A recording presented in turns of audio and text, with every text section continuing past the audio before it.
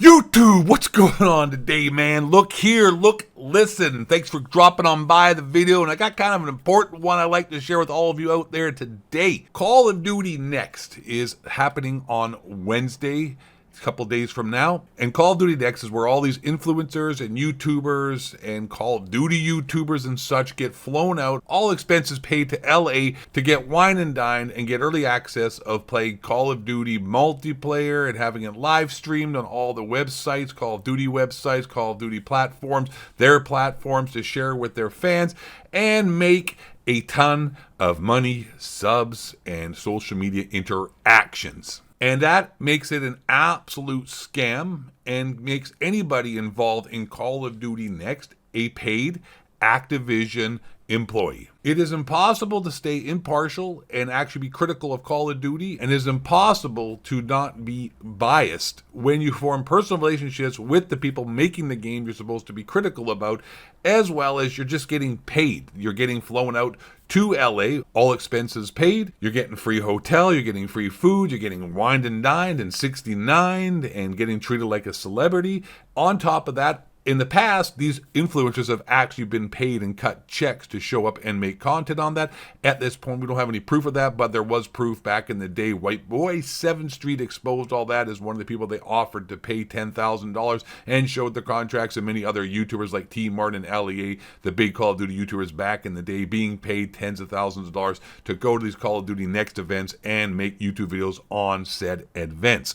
So I don't think it's too far to say that these dudes probably now are being paid. I don't know. If they're not receiving checks, they're getting paid by getting the free trip, and they're getting paid by having Activision themselves allowing them to live stream and play the game early before anybody else to their YouTube subscribers and Twitch stream platforms, where they make hundreds and hundreds, if not thousands, thousands of dollars depending upon the size of their channels with said live streams and all the money and monetization they make through these uploads going forward. We have Doug Dagnabbit here on Twitter showing what the lounge and whatnot looks like for the Call of Duty Next, where the people who are being flown out and the influencers where they're getting paid and whatnot to show up and play this game early.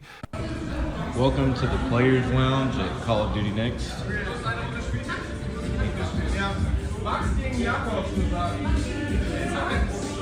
Now it's supposed to look like dirty and grungy because it's supposed to resemble inside of a bank vault and Call of Duty and the theme with Black Ops 6. I mean, definitely going to have some ping pong competitions, as you can see.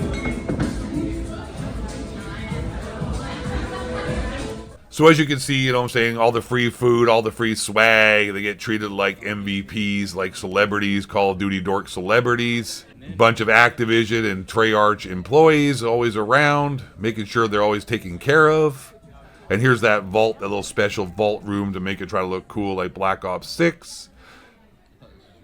And so, like, you're wondering why do they bother having these COD Next? Why do they even bother flying all these people out and wasting money for a bunch of influencers to play the game early when it doesn't actually equate much to views as far as advertising goes nowadays, because the ads that they pay for on Super Bowls or football, Monday Night Football, and all that money that Activision pays for, you know, in-world real advertising, not social media advertising, far eclipses the views that these guys are getting. But what they're doing is this. It's sort of like how Pfizer and other pharmaceutical companies advertise on CNN or other news networks. They're not paying and having this situation and this COD Next event to make the game more popular and to sell games. What they're doing is they're buying favor from influencers to be biased when they talk about the video games, just like pharmaceutical companies are not buying advertising space on news networks so that they sell drugs. They're buying it so that they can tell the news networks what to do and what to say because they pay these news networks bills. Sort of similar with these Call of Duty YouTube channels and Twitter handles like Charlie Intel and whatnot.